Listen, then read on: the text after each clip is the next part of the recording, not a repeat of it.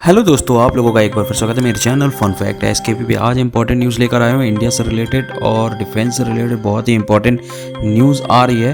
तो पहली न्यूज़ की बात करेंगे इंडियन नेवी से। इंडियन नेवी में आ रहा है सुपर इंडिजीनियस शिप एंथ्रोथ। ये क्या है और क्यों है इंपॉर्टेंट इंडियन नेवी के लिए, मैं आपको आगे बताऊंगा। आज सारी न्यूज़ बहुत ही डिटेल में देखेंगे, फिर आराम से न्यूज़ देखते हैं। आपको कुछ नहीं करना, वीडियो को लाइक करना है, चैनल को सब्सक्राइब करके बेल आइकन को दबा के ऑल ऑप्शन को दबा लेना है। हाँ, बस इतना सा काम कर लीजिए और फिर हम ये न्यूज़ को डिटेल में देखते हैं। एक्चुअली क्या है एंथ्रोथ? ये है दूसरा anti submarine welfare shallow watercraft ASWSWC GRSE Kolkata ने बनाया है। 80% प्लस इंडिजीनियस पार्ट से बना है। सैलो कोस्टल एरियाज में सबमरीन को डिटेक्ट एंड डिस्ट्रॉय करने की क्षमता है। आज ही विशाखापट्टनम नेवल डॉकयार्ड्स में लॉन्च हुआ है। वाइस एडमिरल राजेश पेंड्रेकर ने प्रिसाइड किया है इसे। कॉस्ट इफेक्टिव और आत्मनिर्भर भारत का सिंबल है ये। लिटोरल वाटर्स में एंटी सब थ्रेट्स बढ़ रहा है चाइना पाक एंगल से। ये नेवी की कोस्टल डिफेंस को मजबूत करेगा, जैसे रिसेंट अर्नाला शिप्स कर्व्स रहा है। इंडिया के 7500 किलोमीटर कोस्टल लाइंस पे सबमरीन अटैक्स का रिस्क हाई रहता है। एंथ्रोथ से सर्वाइलेंस 2x बेटर होगा। आगे नेवी 8+ ASW शिप्स और ऐड करेगी बाय 2030। इंडो पैसिफिक में डिटेरेंस स्ट्रॉन्ग होगा। चाइना की सब फ्लीट्स को काउंटर के लिए ये बेटर ऑप्शन है। सेकेंड न्यूज़ की बात करूं, इंडिया और यूके का massive naval war game exercise Concord शुरू हो गया है इंडियन ओशन में। चाइना को काउंटर करने के लिए ये सिग्नल है। कल के न्यूज़ में मैंने आपको इंडिया और ऑस्ट्रेलिया के ऑस्ट्रेलियन की न्यूज़ बताई थी जो स्टार्ट होने वाला है।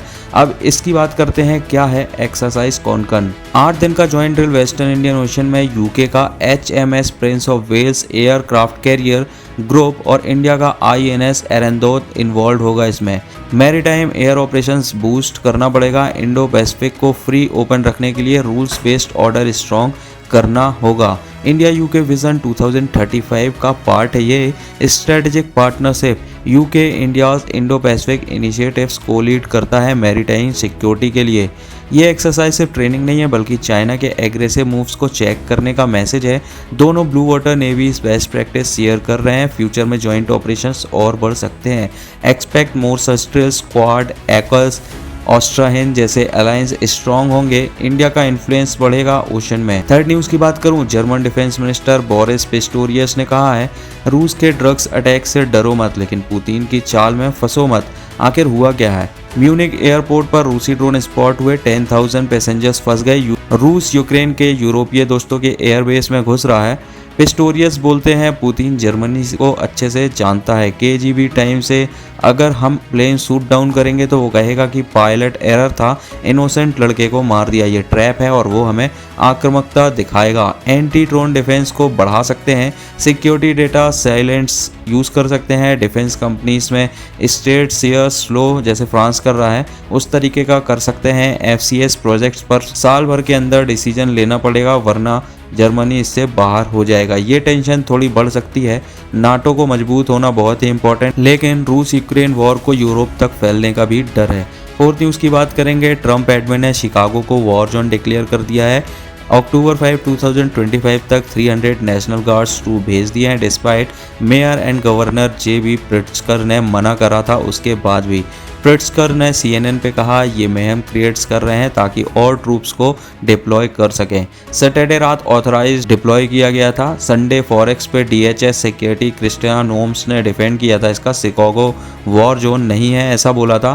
पोर्टलैंड को भी ब्लॉक किया है। जज कार्मेल इमरगट्स ने ट्रूप्स रोक दिया था, कहा था नो मार्शियल्स लॉ, फैक्ट से अनथ्रेटेड है ये। ट्रंप ने झूठ बोला, पोलैंड बर्निंग है। शिकागो में फेडरल ऑफिसर्स ने मोटरिस्ट को शूट किया था, पहले इमिग्रेंट्स को मार दिया सितंबर में।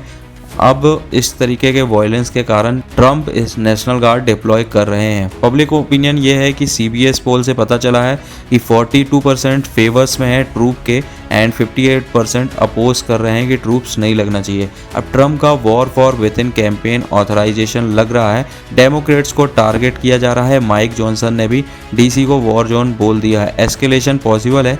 सुप्रीम कोर्ट चैलेंज कर सकता है। मोर प्रोटेस्ट हो सकते हैं या सिविल अनरेस्ट भी बढ़ सकता है। अगर ट्रंप हार्डलाइन कंटिन्यू रखते हैं तो 2026 मिड टर्म्स में GOP का नुकसान भी हो सकता है। दोस्तों, फिफ्थ न्यूज़ की बात करेंगे। ट्रंप का दूसरा टर्म शुरू होते ही H1 वीज़ा फीस $1 लाख कर दिया गया है। इंडिया को ये गोल्डन चांस लग रहा है अपने टॉप टैलेंट को वापस इंडिया बुलाने का। क्या ये रिवर्स ब्रेन ड्रेन सच में हो सकता है? आखिर हुआ क्या था? यूएस में रहने वाले स्किल्ड इंडियंस को अब वीज़ा महंगा पड़ रहा है। पीएम मोदी के क्लोज ब्यूरोक्रेट्स बोल रहे हैं वापस आ जाओ, देश को बनाओ।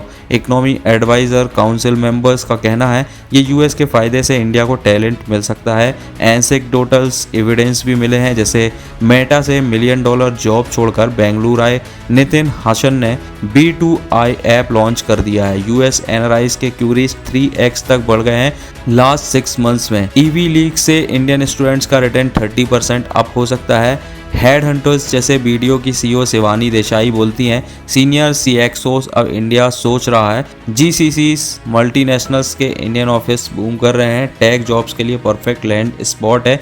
ये सिर्फ इमिग्रेशन टेंशन नहीं है, जियोपॉलिटिक्स का गेम है। इंडिया को टेक मेडिसिन में बूस्ट मिल सकता है, लेकिन फैमिली सैलरी गैप चैलेंजेस बढ़ सकते हैं। अभी सिर्फ फ्यू आ रहे हैं। मास माइग्रेशन टफ है, लेकिन जितने ज़्यादा लोग आएंगे ये इंडिया के लिए अच्छा है। अगले 2 साल में अगर ट्रम्प पॉलिसीज़ को टाइट रखते हैं तो 50,000 प्लस इंडियन वापस आ सकते हैं। स्टार्टअप थोड़े बूम हो सकते हैं। GDP प्लस 2% जंप करना पॉसिबल है, लेकिन अगर US रिलैक्स करे तो प्लान फ्लॉप हो सकता है।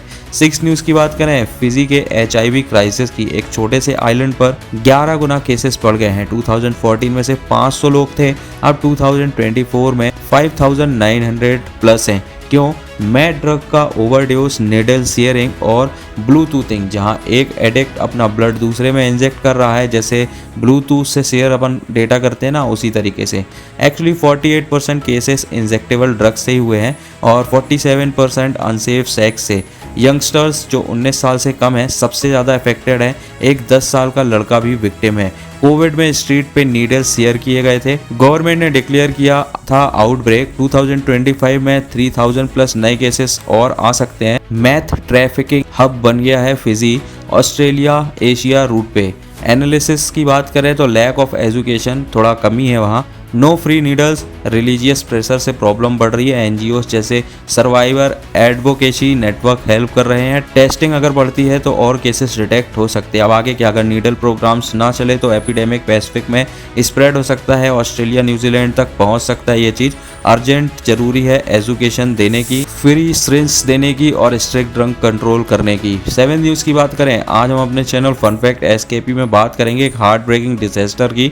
नेपाल और इंडिया के दार्जिलिंग में हैवी रेनफॉल ने तबाही मचा दी है। नेपाल के इलाम डिस्ट्रिक्ट में लैंडस्लाइड्स ने 37 प्लस लोगों की जान ले ली। पूरे विलेज का विलेज बह गया। टोटल 44 डेथ हुई है, 5 मिसिंग। एक फैमिली के 6 मेंबर्स सोए हुए घर के नीचे दब गए। बॉर्डर पे ही दार्जिलिंग वेस्ट बंगाल में भी 20 से 23 लोग मारे गए हैं। ब्रिजेस गिर गए हैं, रोड ब्लॉक्स हैं, टूरिस्ट स्टैंडर्ड्स कम हो गया है। CM ममता बनर्जी साइट्स पे पहुंच गई हैं। रीज़न क्या था? फ्राइडे से नॉन स्टॉप बारिश हो रही है। Tea gardens, well, hilly areas में सबसे ज़्यादा ये हिट किया है। क्लाइमेट चेंज का भी असर है। मॉनसून पैटर्न्स बदल रहे हैं। डिफॉरेस्टेशन ने रिस्क बढ़ा दिया है। नेपाल इंडिया बॉर्डर पे कोऑर्डिनेशन वीक हुआ है। रेस्क्यू में डिले थोड़ा हो रहा है। वार्निंग अलर्ट्स दिए जा रहे हैं और बेटर इंफ्रास्ट्रक्चर्स भी यूज़ किए जा रहे हैं, वरना हर साल ये और बढ़ सकता है। गवर्नमेंट को अर्ली वार्निंग सिस्टम स्ट्रॉन्ग करना पड़ेगा अगर हमको इस तरीके के नेचुरल डिजास्टर से बचना है। 8 न्यूज़ की बात करूं, एक सिंपल कफ सिरप ने 14 मासूम बच्चों की जान ले ली है। मध्य प्रदेश का हार्ट ब्रेकिंग न्यूज़ है। कोल्ड ड्रिफ्ट सिरप में जहरीला केमिकल DEG मिला जो किडनी फेल कर देता है। तो आज हम अपने 8 न्यूज़ पे इसी बारे पर चर्चा करेंगे। सितंबर 2025 से छिंदवाड़ा MP में 9 बच्चे मरे, फिर 3 और टोटल 14। राजस्थान में भी 2 केसेस आए, सब 5 साल से कम बच्चे थे। डॉक्टर ने प्रिस्क्राइब किया हुआ था ये कफ सिरप। लैब टेस्ट किया गया, 48% DEG कॉन्टामिनेशन पाया गया। ये तमिलनाडु में चेक हुआ था। MP ने 4 अक्टूबर को फुल बैन कर दिया, डॉक्टर को अरेस्ट किया।